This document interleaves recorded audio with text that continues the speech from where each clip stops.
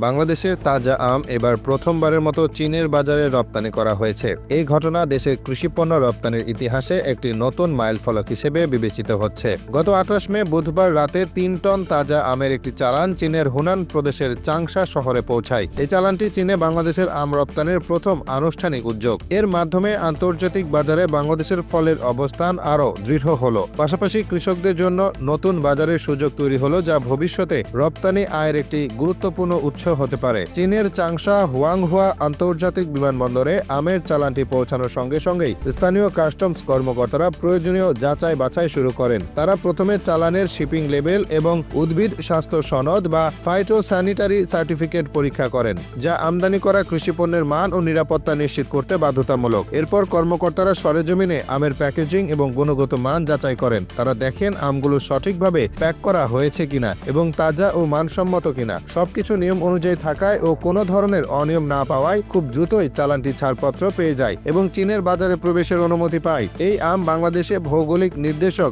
GI পণ্যের স্বীকৃতি পেয়েছে। জিআই পণ্য মানে এমন একটি কৃষিপণ্য যার গুণগত বৈশিষ্ট্য, স্বাদ বা খ্যাতি নির্দিষ্ট একটি এলাকার সাথে সম্পর্কিত।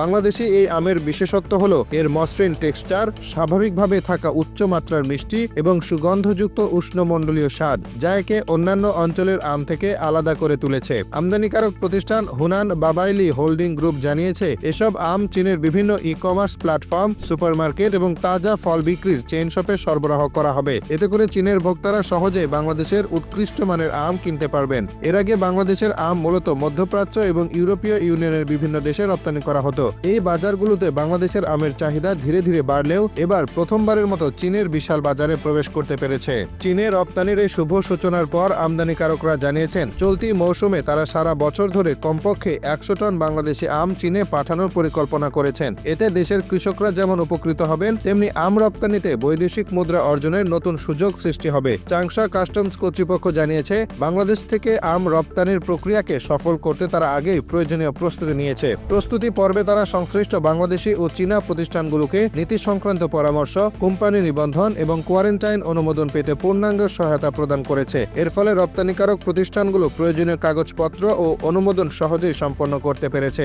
এছাড়া দ্রুত শুল্ক কার্যক্রম সম্পন্ন করতে এবং ফ্লাইট চলাচল কার্যকরভাবে মনিটর করার জন্য চাংশা বিমানবন্দরে ফ্রেশ এক্সপ্রেস নামে একটি বিশেষ টিম গঠন করা হয়েছে। এই টিম আমদানি হওয়া তাজা ফলের চালান দ্রুত ছাড়পত্র দিতে কাজ করছে, যাতে পণ্যের সতেজতা বজায় থাকে এবং সময় নষ্ট না হয়।